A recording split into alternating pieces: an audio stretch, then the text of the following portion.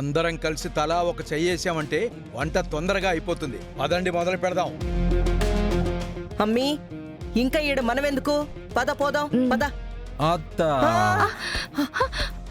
అత్త, నువ్వెళ్ళు. నీ కూతురు హెల్ప్ చేయాలి.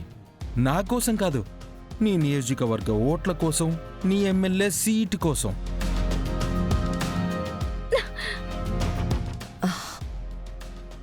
అమ్మీ, అర్థమైంది.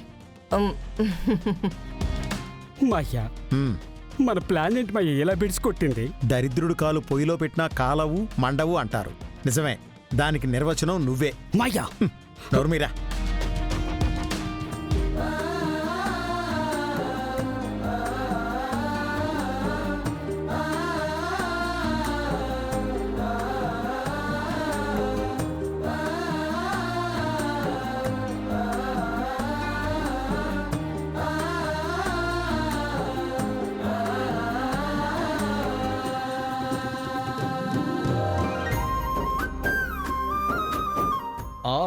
కలుపు. ఓయ్ చెకోడే, ఏంటి? ఇంత కష్టపడి వంట చేస్తున్నానే, స్వెట్ వస్తుంది. అయితే ఏంటి, ఇప్పుడు ఫ్యాన్ పెట్టించాలా? అక్కర్లేదు. నీ చీర కొంగుతో సుతారంగా తుడిచి అదే కొంగుతో వయ్యారంగా విసురు. No, never. నీ ఇష్టం. నువ్వు అలా చేయకపోతే మీ మమ్మీకి ఓట్లు పడవు, ఎమ్మెల్యేగా గెలవదు. అది మీకే నష్టం. సరే, చేస్తానులే.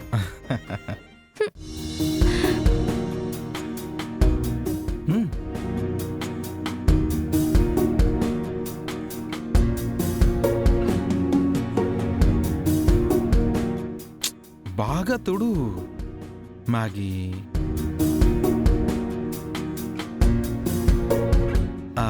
ఇప్పుడు విసురు విసురు.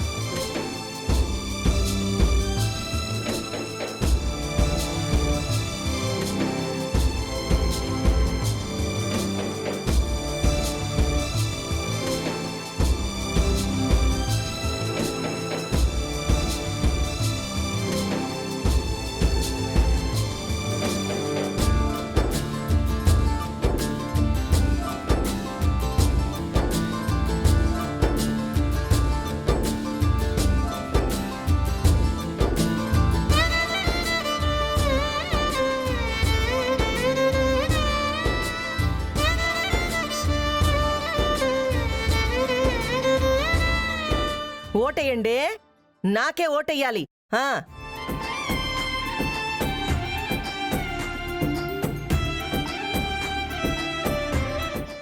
ఆల్రెడీ వేసేసరిగా పెద్ద ఆయనకి. బాగుండదా?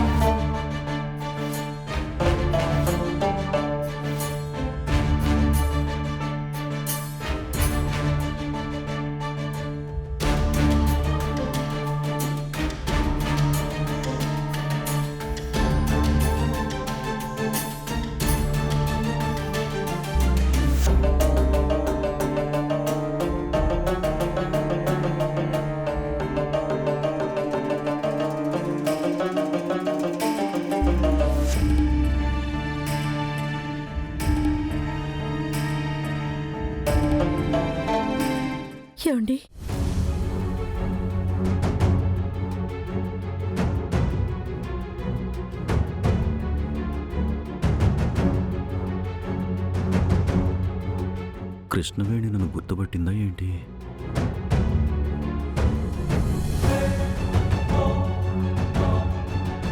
ఇంకా మీ అజ్ఞాతవాసం పూర్తి కాలేదండి? లేదంటే నాతో దాగుడు మూతలాడుతున్నారా? మీరు ఎవరిని చూసి ఎవరనుకుంటున్నారో అమ్మా? భర్తని భార్య ఎలా ఉన్నా కనిపెడుతుందండి.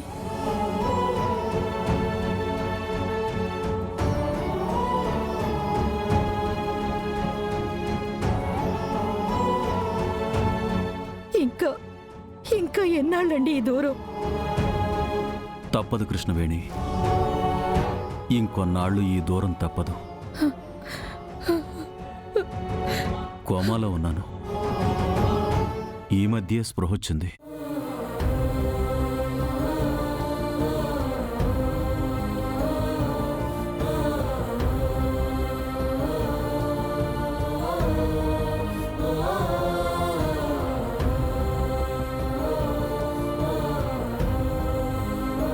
నన్ను క్షమించు కృష్ణవేణి.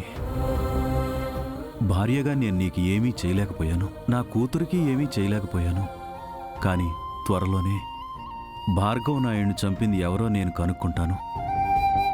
అప్పటిదాకా నువ్వు నన్ను చూసిన విషయం గాని, నేనెక్కడున్న విషయం గాని ఎవరికీ చెప్పొద్దు. అది కాదండి, మన కూతుర్ని ఒకసారి పిలుస్తాను. వద్దు కృష్ణవేణి, కొన్నాళ్ళు ఇలా ఉంటేనే మంచిది. ఈ విషయం ఎవరికీ చెప్పనని నాకు ప్రమాణం చేయి కృష్ణవేణి.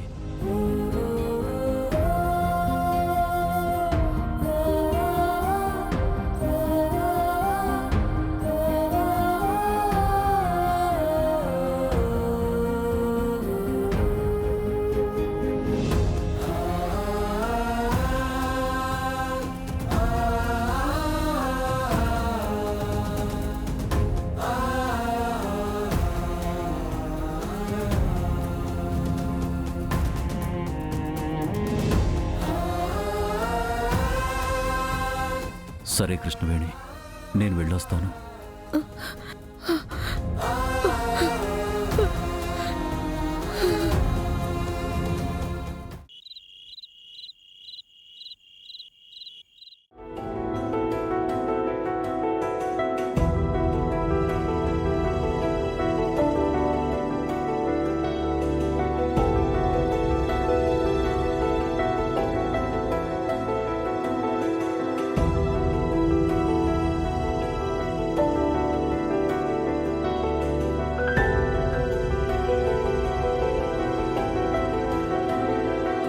నా మొర ఆలకించావయ్యా.